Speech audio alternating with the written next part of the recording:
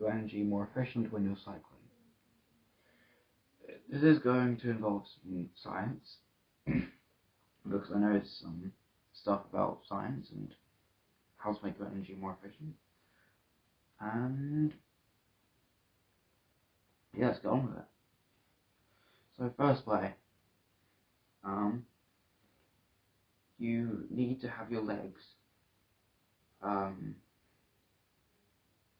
more as straight as you can, effectively like when you're walking. So if you try walking with your legs completely bent, then like bent at a 90-degree angle, you'll find it harder than walking with your legs straight, which is the same with cycling. Second thing, this is where the science comes in. If, like, the more noisy your bike is, the less efficient your energy is. So you're wasting more of your energy on sound, producing more sound, which obviously you don't want. You want all of it into energy which is going to push you forward. That's called kinetic energy. Third thing is your aerodynamics. So your bike is not the biggest cause of drag. You are.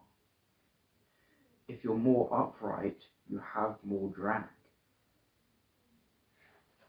So right now you can see, well, the upper part of me. If I'm like this, you can see less of me, which means that if I was more upright like this, I'd have to push harder because there'd be more drag, more air coming onto me, onto the front of me, which means that I'm effectively breaking what cyclists would call breaking the wind.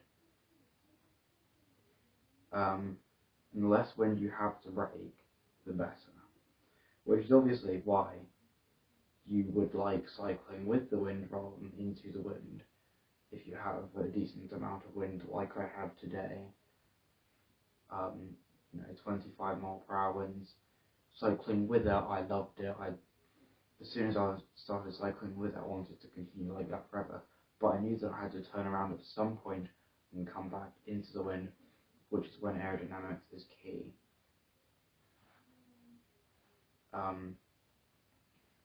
If also about aerodynamics, if you have any cracks in your helmet, that will capture air, which means that your aerodynamics will be reduced. Also, a position that I figured out with flat handlebars, which is what I have on my bike, is if with flat handlebars, if you want to get into an aerodynamic position,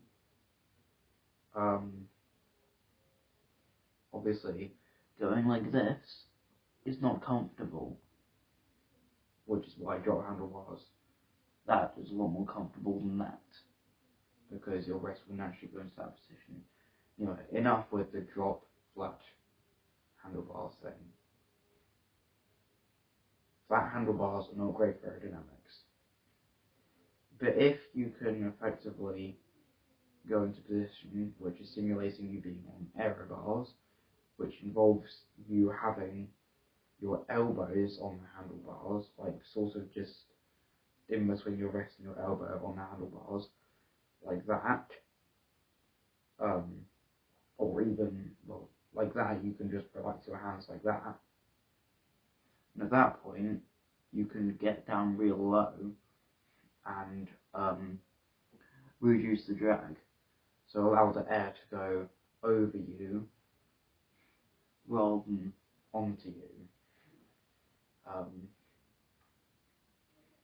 If you've got wind behind you, and you've got more wind speed behind you than you are going fast, Sure, stay upright, that means you're effectively more of a sail, which you want to be, if you have the wind behind you. That's aerodynamics over. Fourth way, let me think.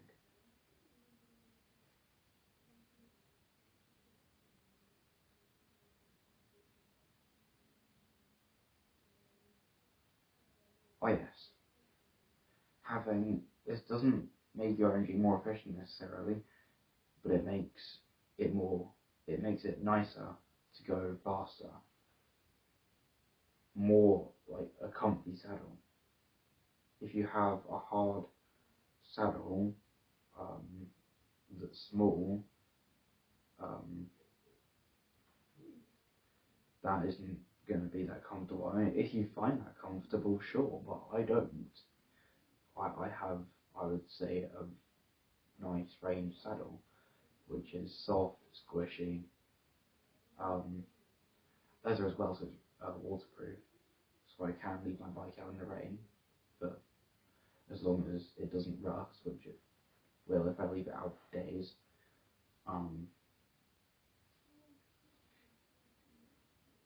And having a more comfy saddle will, like feeling more comfy on the saddle will make you want to, like will make you willing to push harder because your bottom is more comfortable. Therefore, I was about to go way off topic. Let's not do that. Can I think of a fifth thing that would make your energy more efficient? Oh yes, knowing when you need to slow down.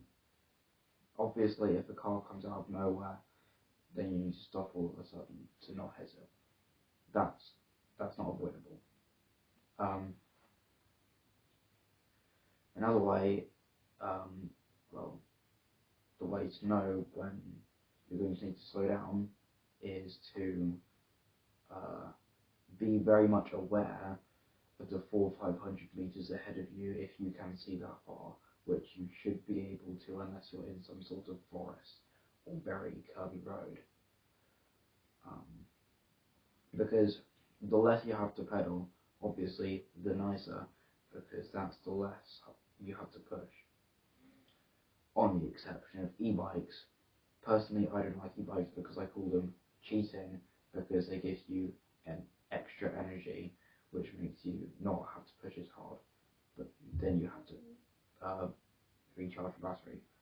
More on e-bikes in another video.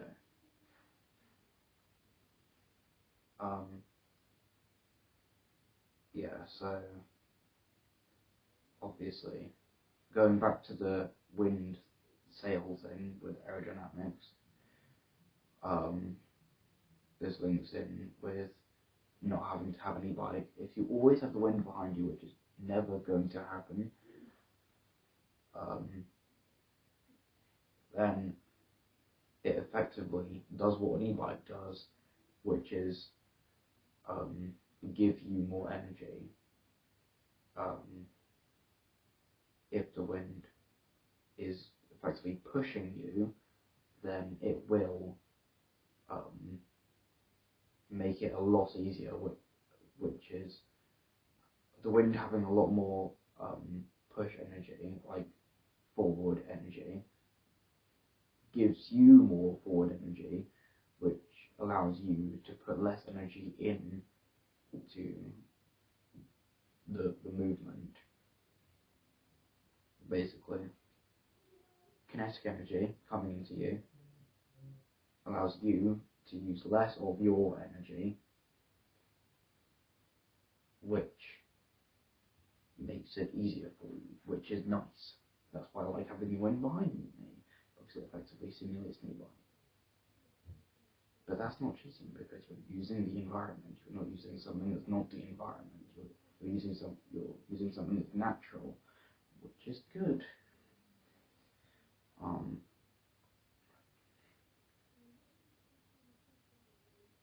That was originally.